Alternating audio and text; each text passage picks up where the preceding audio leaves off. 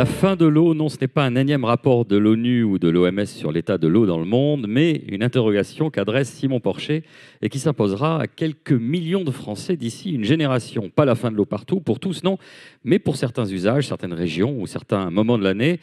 Tristan Mathieu de Veolia partagera les solutions technologiques déployées sur le terrain, réutilisation des eaux usées, dessalement, optimisation industrielle, un échange salutaire pour étudier les pistes concrètes dans un monde où le stress hydrique s'intensifie.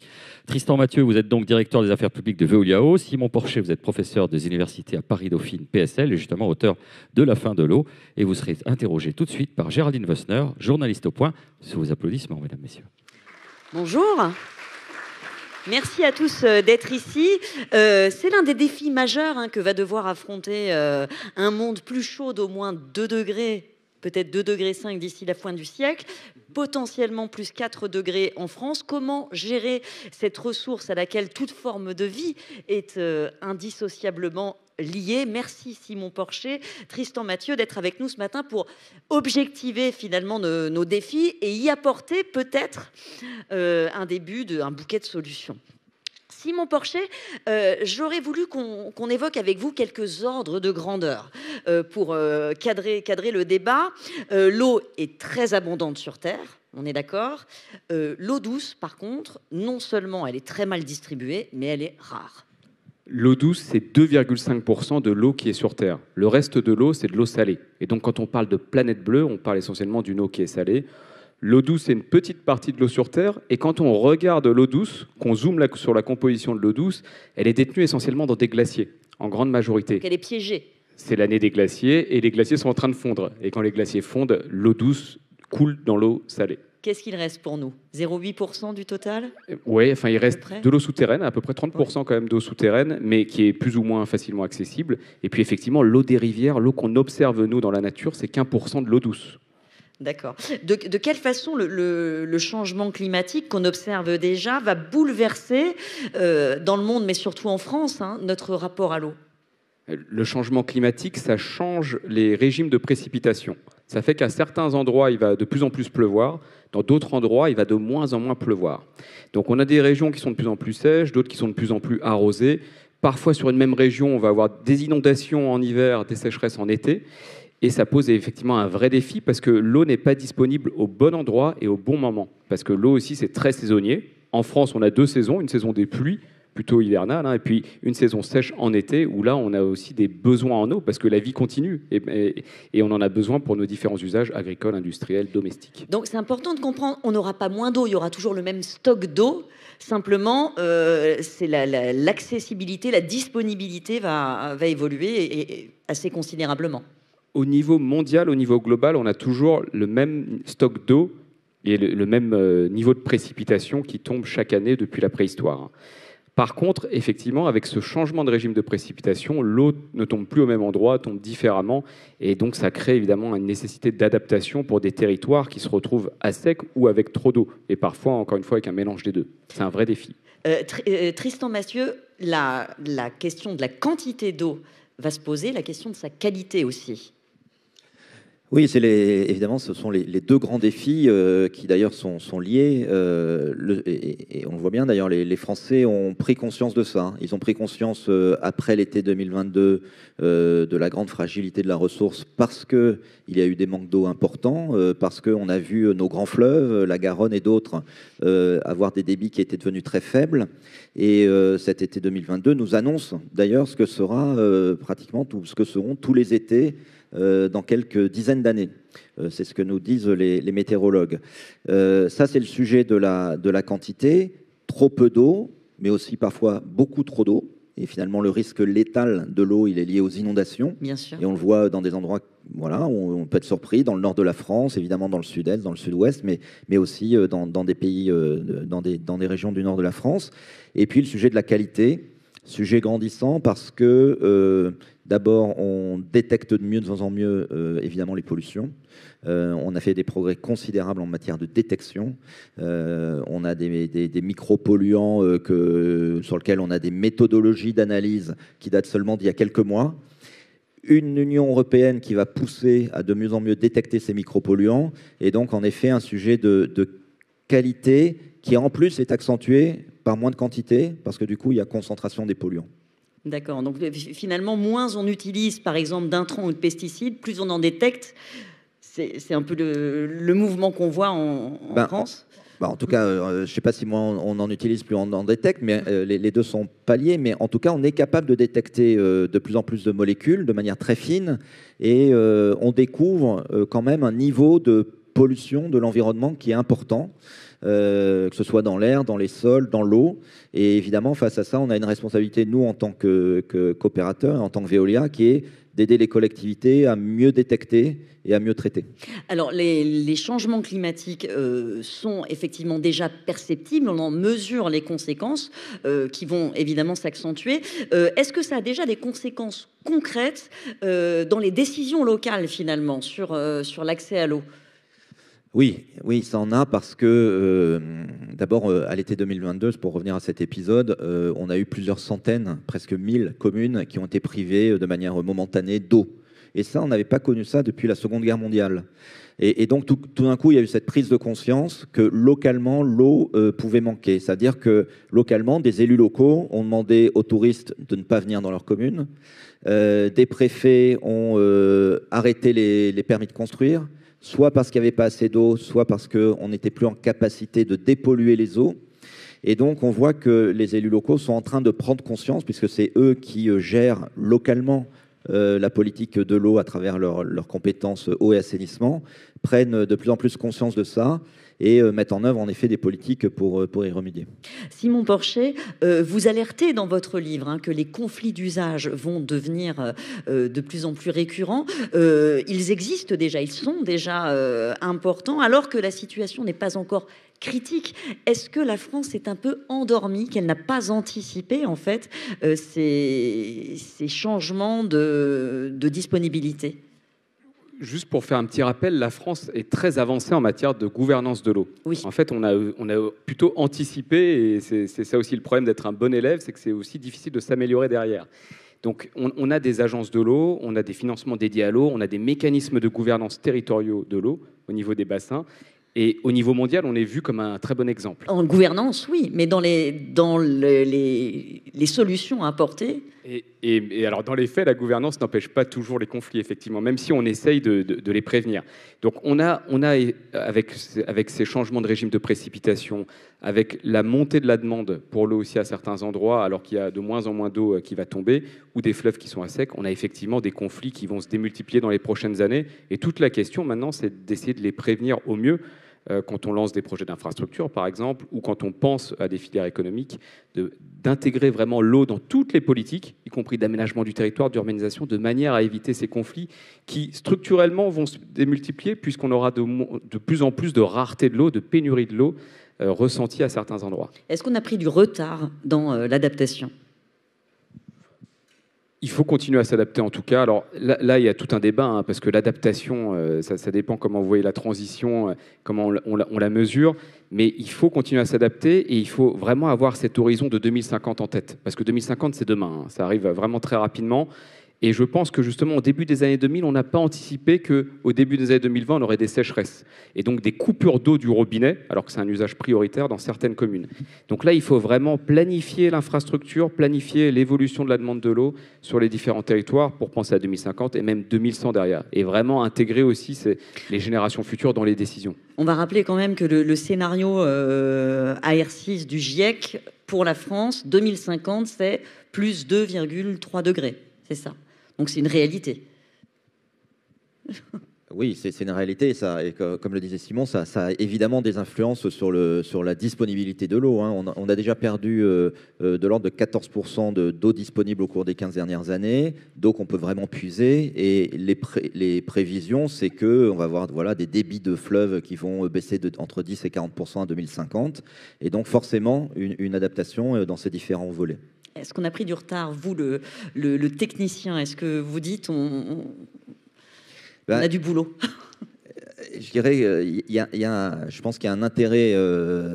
Quand on est Veolia, on en perd des services publics d'eau et d'assainissement partout dans le monde. Donc, ce qu'on doit rapatrier, nous, en France, c'est aussi cette expérience. Et pour répondre à votre question, il y a des endroits dans le monde où on est plus avancé sur certains sujets. Si on prend le traitement des micropolluants. On parlait avant de rentrer par exemple des polluants éternels, les PFAS. Et bien, une entreprise comme Veolia, elle a appris à détecter, à traiter et à éliminer les PFAS aux États-Unis et en Australie. C'est là où on a déposé les brevets. Et ce qu'on doit en tant qu'entreprise multinationale au territoire français, qui est notre lieu d'existence, de siège et notre culture, c'est de rapatrier ces meilleures pratiques. Et donc, pour répondre à votre question, en effet, on voit que si sur certains sujets, on est en avance, sur d'autres, on a pris un peu de retard, et que d'autres pays ont mieux que nous, à un moment donné, se sont mieux que nous mobilisés pour le traitement, sur la préservation, parce qu'évidemment, on ne l'a pas dit, mais avant de traiter, il faut aussi préserver la ressource. Bien sûr. Alors, le débat public sur la question de l'eau est très polarisé en France. Et souvent, on a le sentiment qu'il n'y a pas d'issue à part une sobriété, consommer moins. Est-ce que vous souscrivez à cette analyse ?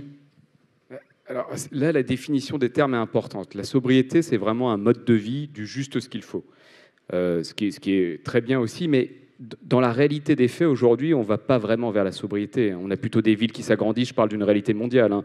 Des gens qui veulent consommer plus, du numérique qui se développe, donc on a vraiment des tensions sur la ressource en eau.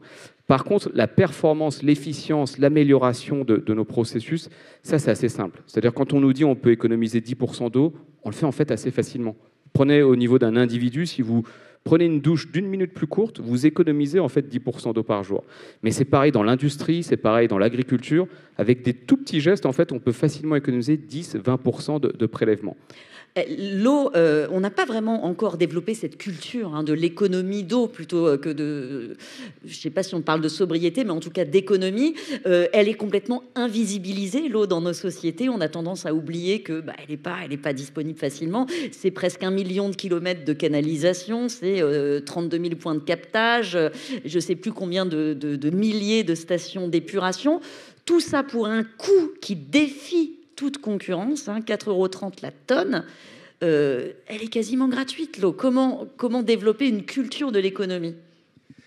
Alors, je réponds à 2 petites questions pour dire que, évidemment, quand on vise à la sobriété, nous, par exemple, on opère des services, je pense au service, par exemple, de la métropole de Lille.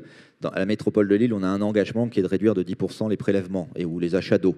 Quand on fait ça, on est sur un mix de solutions qui inclut, évidemment, le fait d'embarquer les consommateurs dans une consommation plus raisonnable, et notamment, évidemment, le développement du télérelevé, la sensibilisation des coachs consommation, des conventions signées avec les plus gros consommateurs de la métropole, pour faire en sorte qu'on réduise la pression sur la ressource. En même temps, on est à des prix, vous le disiez, qui sont relativement faibles. 4 € la tonne, on peut dire aussi 0,4 centimes le litre. C'est d'ailleurs le cas ici à Toulouse. On voit bien qu'on est dans des niveaux de prix très faibles. Pour autant, le signal prix peut avoir un sens, et peut avoir un sens si on l'accompagne aussi de la communication autour de ça. Pour reprendre toujours l'exemple toulousain, à Toulouse, la métropole a mis en place avec nous un système de tarifs saisonniers qui fait qu'en été, les tarifs augmentent de 42% par rapport à ce qu'ils étaient, et en hiver, ça baisse de 30%. Tout ça pour faire en sorte qu'une personne qui consommerait tout au long de l'année la même chose ne paye pas plus, mais de donner un signal prix en été là où on manque d'eau. Et c'est quelque chose qui est assez bien admis et qui en plus donne des résultats puisqu'on a économisé de l'ordre de 800 000 mètres cubes. Ouais, Simon Porcher, vous pensez aussi que c'est un sujet qu'il va falloir aborder, le prix de l'eau, pour pouvoir embarquer les particuliers, mais aussi les entreprises, tous les acteurs ? En France, on a effectivement un principe qui est que l'eau doit payer l'eau. Donc le prix de l'eau doit servir à couvrir les coûts d'infrastructure, d'acheminement de l'eau. Et en fait, ce qu'on paye dans le prix de l'eau, c'est le fait d'avoir accès à un service public d'eau potable et d'assainissement. On a une combinaison de 2 services publics, dont un qui est très lié à la santé publique. Si on n'assainit pas, en fait, on rejette de l'eau polluée dans les milieux naturels. Donc on a de la chance de payer une facture d'eau. Et elle est très peu chère. Je vous donne un exemple. 50 litres d'eau par jour par individu, c'est le minimum reconnu par l'Organisation mondiale de la santé pour survivre. En France, c'est 20 centimes en moyenne par jour qu'on dépense pour ces 50 litres d'eau. Vous regardez à Madagascar, ça va être 60 centimes, parce qu'il n'y a pas de réseau d'eau. Donc on doit faire venir l'eau par camion-citerne, où on va acheter de l'eau à des vendeurs ambulants, d'une eau qui n'est pas du tout contrôlée comme notre eau à nous. Donc ça, c'est une réalité aussi au niveau global. Quand on a des réseaux d'eau qui fonctionnent bien, un service public de l'eau efficace, on paye une facture d'eau, mais ce prix est beaucoup moins cher que si on devait aller la chercher, nous, au puits, d'un point de vue économique, en coûts économiques, sociaux et économiques que ça peut représenter, ou que si on devait l'acheter à des vendeurs ambulants ou à des camions-citernes, ou acheter de l'eau même embouteillée. Donc ça, c'est une vérité. Alors après, ensuite, le prix de l'eau va augmenter parce qu'effectivement, il y a de plus en plus de polluants à détecter, à rechercher, à traiter. Il y a des investissements à faire. On a des fuites d'eau sur les réseaux. Sur les réseaux d'assainissement aussi, on a des efforts à faire en termes de renouvellement des réseaux d'assainissement, parce que cette infrastructure nous a été construite aussi à la fin du 19e ou courant du 20e siècle. Donc, il y a ce renouvellement à faire et donc forcément, ça entraîne une augmentation du prix de l'eau. Mais là, il faut aussi sensibiliser les Français et les élus. Augmenter le prix de l'eau, ce n'est pas forcément mauvais si on fait des investissements derrière pour améliorer le service public de l'eau. Mais comment justement appeler à des efforts, des changements de pratiques qui vont être nécessaires quand on sait qu'on perd 1 milliard de mètres cubes d'eau dans des fuites de réseau pour un ordre de grandeur, enfin une idée, c'est 1 milliard de mètres cubes, c'est la consommation de 18 millions de Français toute l'année, quoi. D'abord, la bonne nouvelle, c'est que les Français sont prêts à ces changements de pratiques. C'est-à-dire qu'ils sont plus des 2/3. On fait un sondage avec Elab et un baromètre qui montre qu'ils sont plus des 2/3 à considérer que l'inaction coûtera plus cher que l'action. Et ils appellent en grande partie à réinvestir sur le service public d'eau. Donc, la première des choses, c'est aussi de dire d'ailleurs à nos élus que leurs concitoyens sont prêts à ça. Mais vous avez raison de souligner que ça nécessite quelques prérequis. Il ne serait pas légitime de faire payer plus cher si on n'a pas de la qualité de service. Nous, chez Veolia, on a ce qu'on appelle un taux de rendement de réseau qui est de l'ordre de 87%, qui est dans les meilleurs standards européens et évidemment français. Ça veut dire plusieurs dizaines ou centaines de millions de mètres cubes économisés chaque année. Ce sujet des prérequis, il est important parce qu'il y a un panel de solutions, un mix de solutions, mais si je prends à l'autre bout, on ne va pas faire demain du dessalement d'eau de mer si on n'a pas réparé les fuites.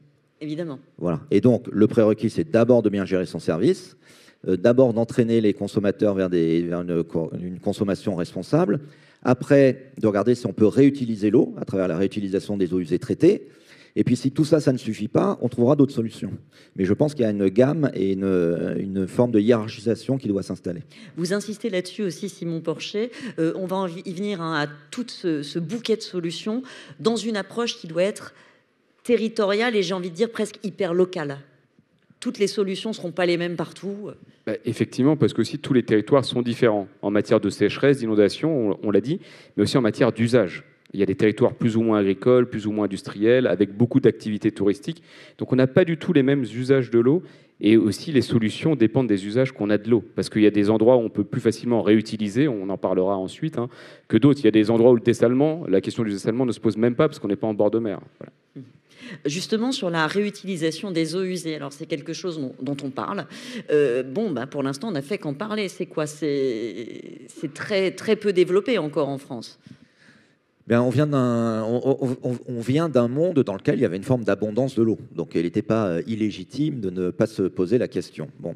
Mais quand on a connu l'été 2022 et qu'on sait que c'est ce qui nous attend régulièrement, là, la question se pose. Moi, je suis convaincu d'une chose, c'est que réutiliser une fois de plus la molécule d'eau sur le territoire ou avant de la rejeter en mer, ça a une grande utilité. C'est-à-dire qu'aujourd'hui, quand les mairies, quand les opérateurs lavent les canalisations d'eau usée, quand on nettoie les voiries, on le fait souvent avec une ressource qui est la ressource utilisée par l'eau potable.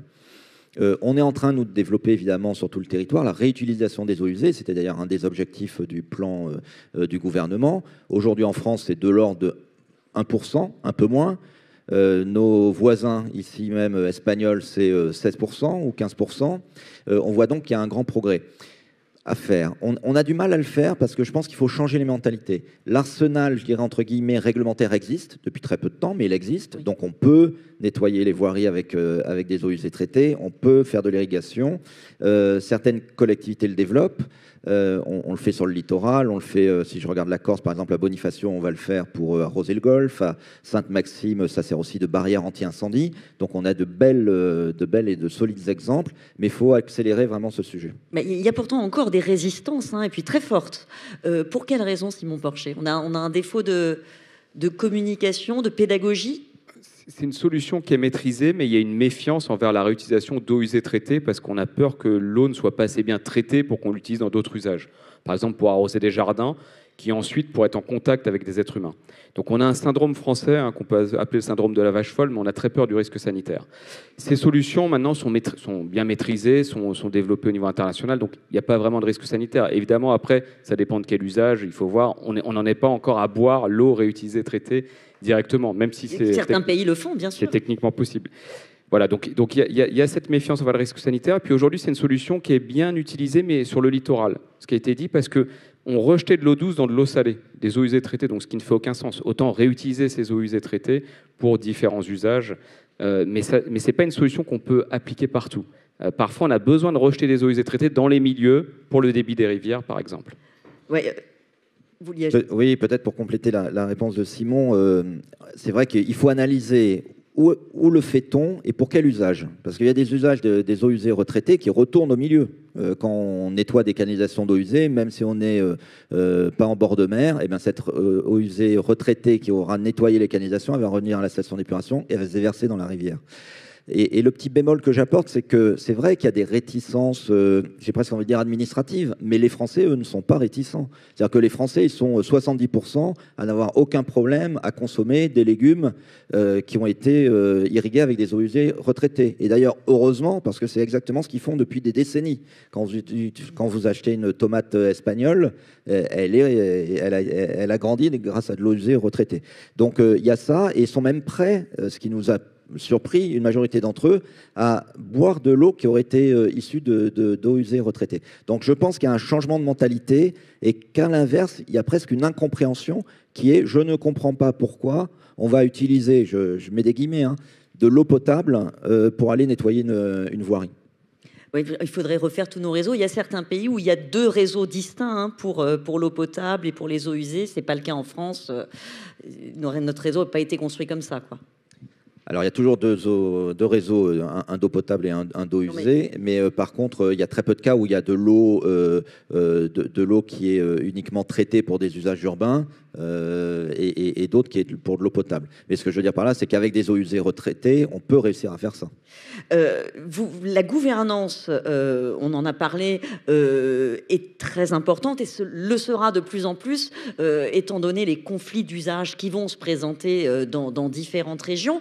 On a toute une gouvernance très élaborée en France qui n'empêche pas justement ces conflits et n'empêche pas les blocages. Comment est-ce que vous l'expliquez?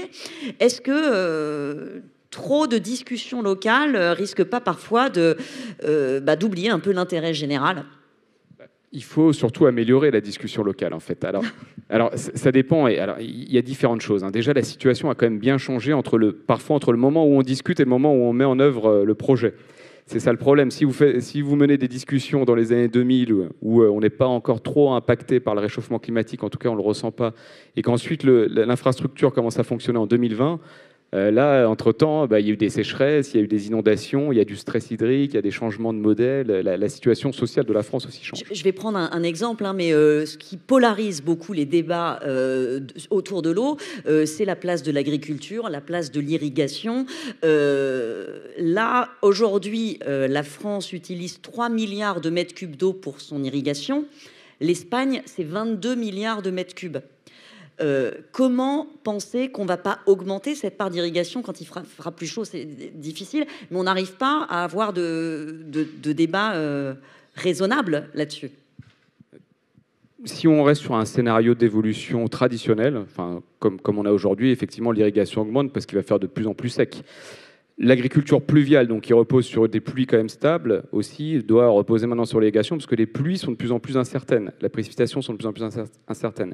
Donc effectivement, on va sur un modèle où il va y avoir plus d'irrigation, mais encore une fois, il y a une réflexion à avoir sur les cultures aussi, qu'on peut changer pour utiliser moins d'eau, sur l'agroécologie, donc sur la manière dont on peut réussir à stocker naturellement de l'eau dans les sols, y compris pour les villes, la manière dont on peut réaménager nos villes de manière à avoir des villes éponges qui stockent naturellement les eaux.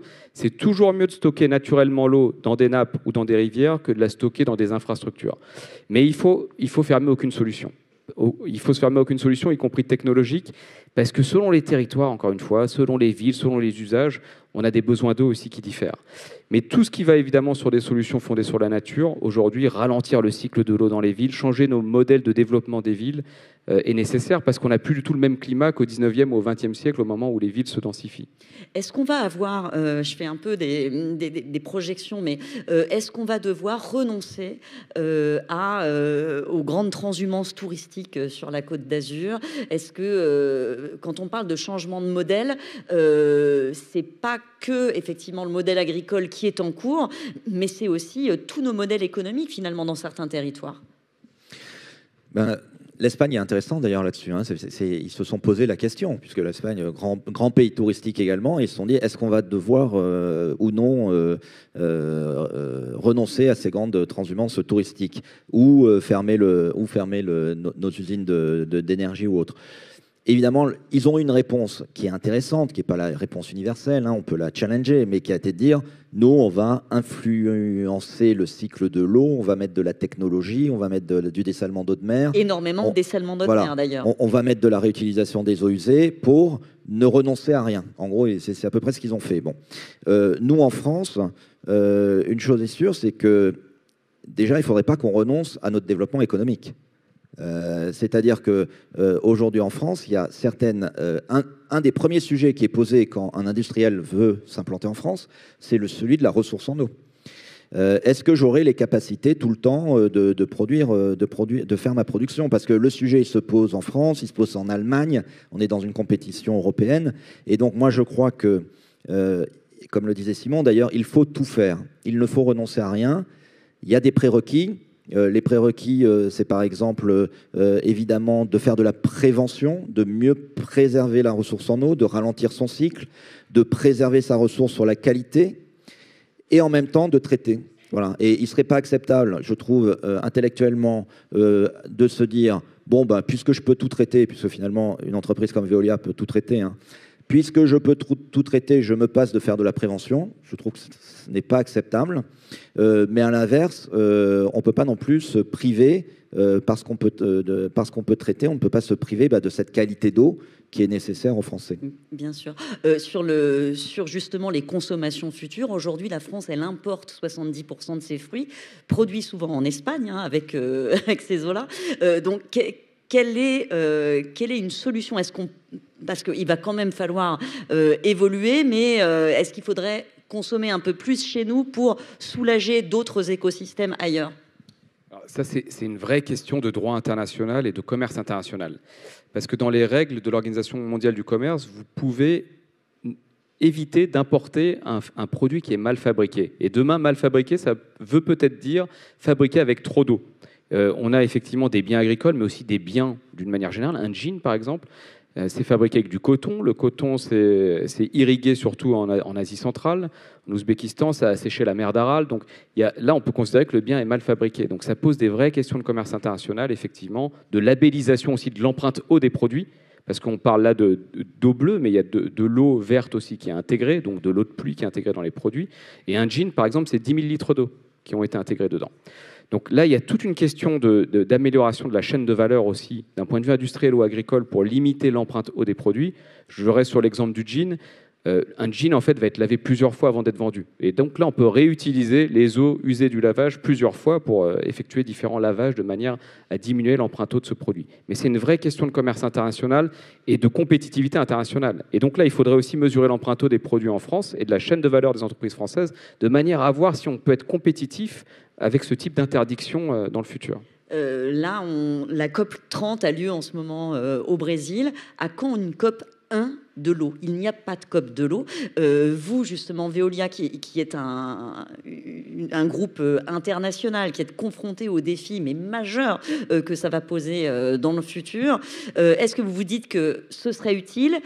Et par ailleurs, parce qu'on n'a plus beaucoup de temps, est-ce que vous dites que finalement la France est pas si mal lotie par rapport à d'autres endroits du monde?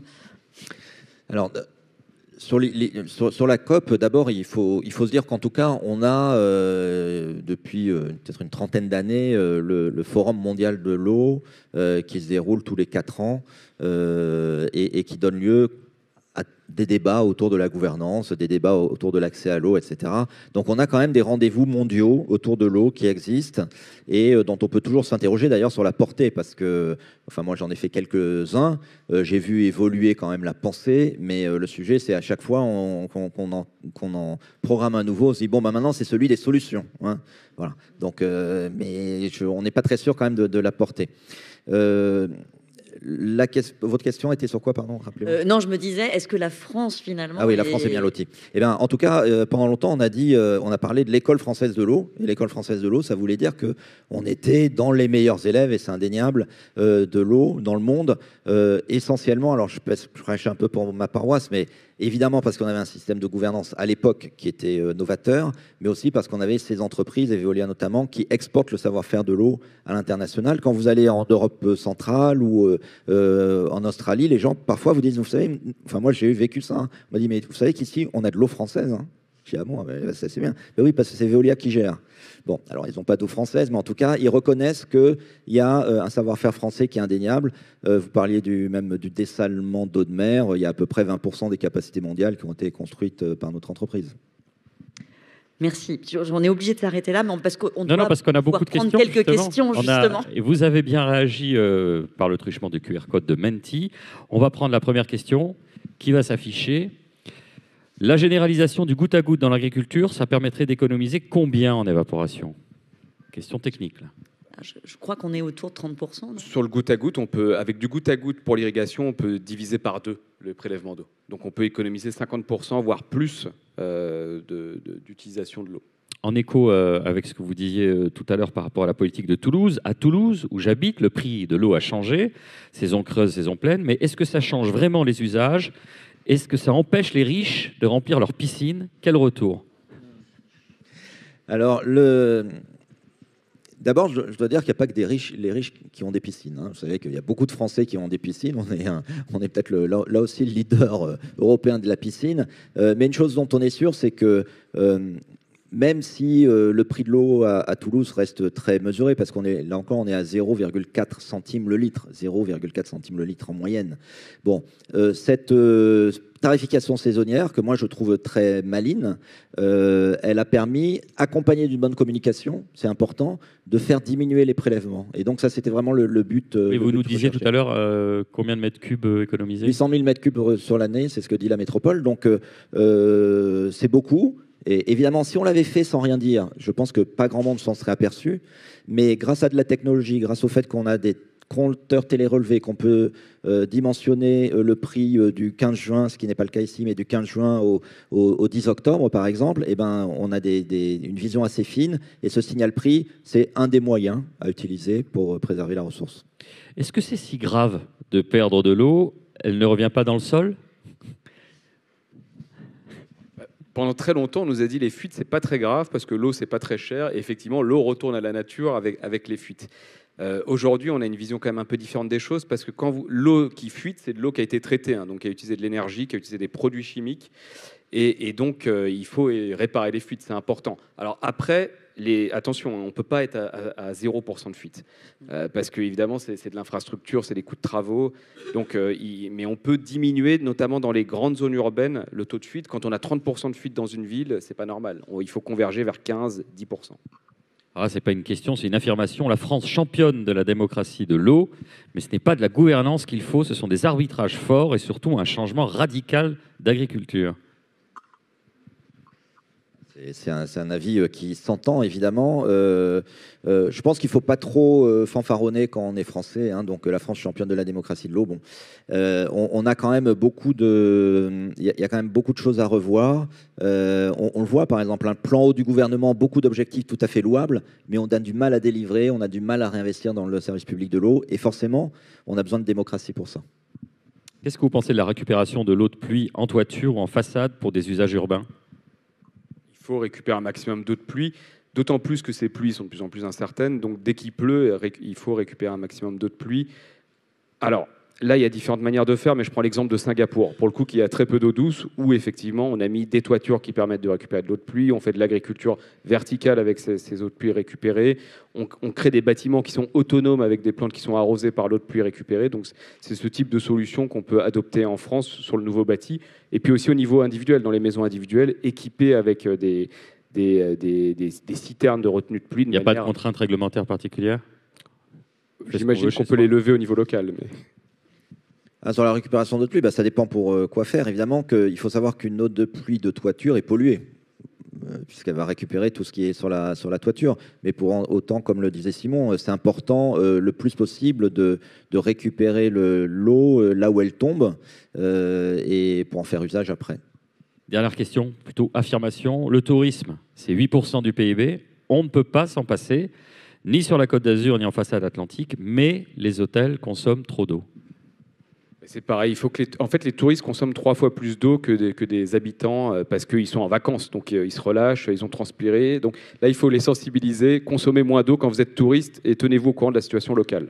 Peut-être pour compléter, dire que nous, on a fait une expérimentation de comportementale dans des campings l'été, qui ont amené à sensibiliser à l'entrée des familles dans le camping sur la rareté de l'eau, à leur faire des petits quiz, des petits jeux, et ça a amené une baisse de consommation qui est importante, donc il faut garder espoir, on peut faire des choses. Vous l'avez dit, la communication est fondamentale, couplée avec des actions technologiques. Merci encore, on peut les applaudir pour cette table très intéressante.